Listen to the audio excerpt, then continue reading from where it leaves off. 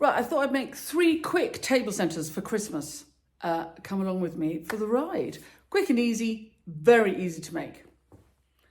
If you're new to the channel, please subscribe, press the bell icon, and we'll tell you when we've got more clips coming up. And if any of the tips and tricks I give you along the way are useful, you can always buy me a coffee, or better still, join my club. Links to coffee buying and club membership are in the blurb to all my clips. Now, sometimes at Christmas, we worry about sustainability.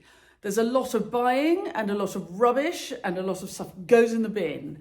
And while we want to make our houses look beautiful for all the winter celebrations, all the festivals of light,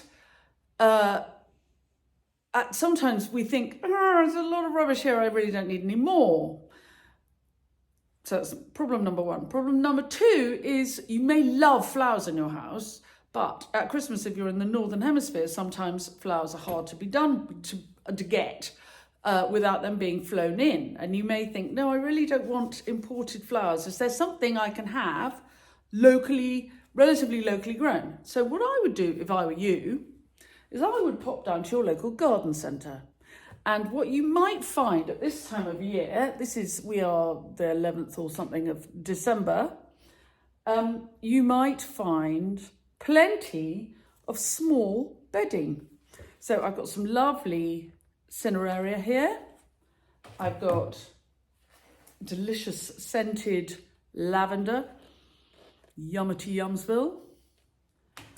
I've got little pots of white cyclamen. How beautiful. And best of all, some just coming into flower, Helleborus niger and hellebores. And I'm going to plant them in some nice vessels with candles in the middle. So look,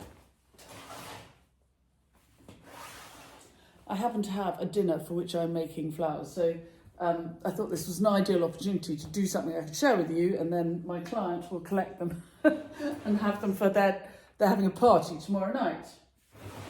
And I thought this was something a bit different to do. And afterwards, my client can take all the plants which go into the planters and repot them in the pots they have outside their back door, which are quite sheltered and warm because they're against a warm wall. And there they can spend all winter being pretty and giving her some interest outside her back door, and she'll have lots of nice things to look at.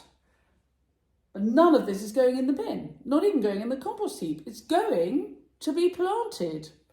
So there's really good waste not want not for a Christmas idea. Now, I have pillar candles from Ferris in Mere, church candles. And for once, these are my lovely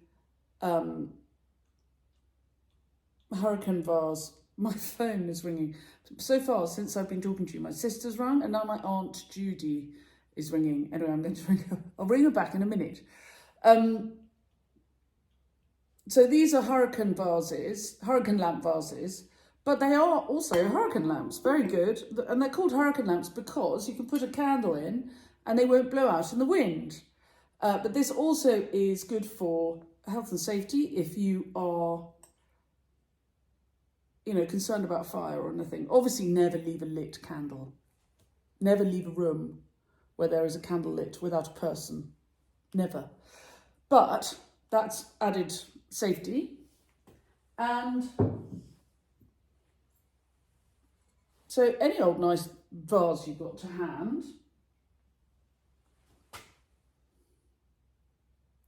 pop your candle in your vase. And then what I'm going to do is I'm going to plant the plants around the edge of the vases.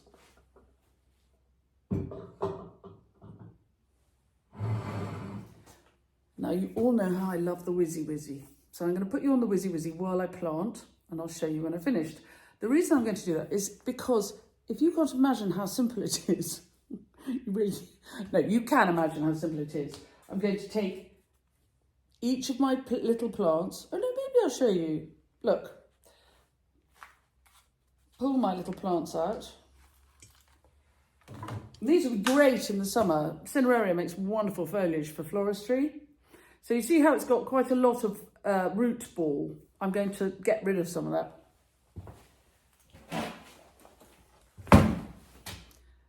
By just pulling it away.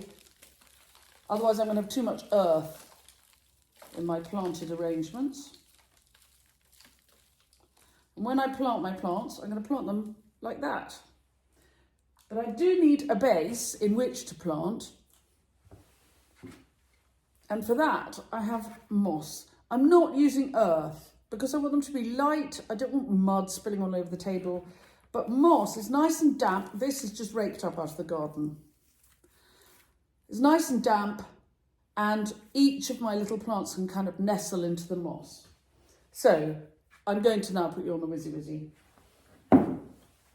I'll see if I can get you some nice music. There's the music, some people really love the music, some people really hate the music. It's about 50-50. No, it's slightly more on the music side. But anyway, we'll see how we go. Okay, see you in a minute.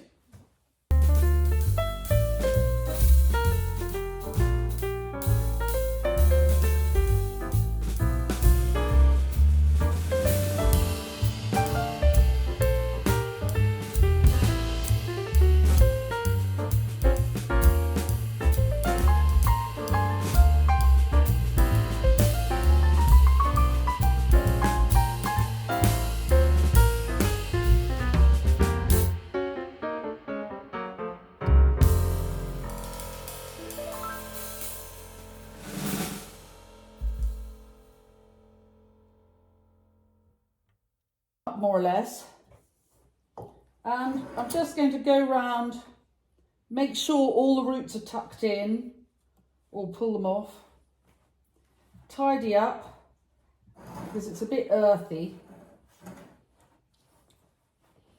and I'm going to go around also and just tuck in a little bit of moss to cover up any of my workings. I don't want to see anything. And then they're done. I have to say, how's that? It's an effective little arrangement, isn't it? And by just adding a little bit of moss around it, that will give it a little bit of reservoir of water. I won't water it. I might spritz it, but I won't add water. And that's just a really, really charming winter table centre with a candle. With a candle in the middle. In an old French soupière.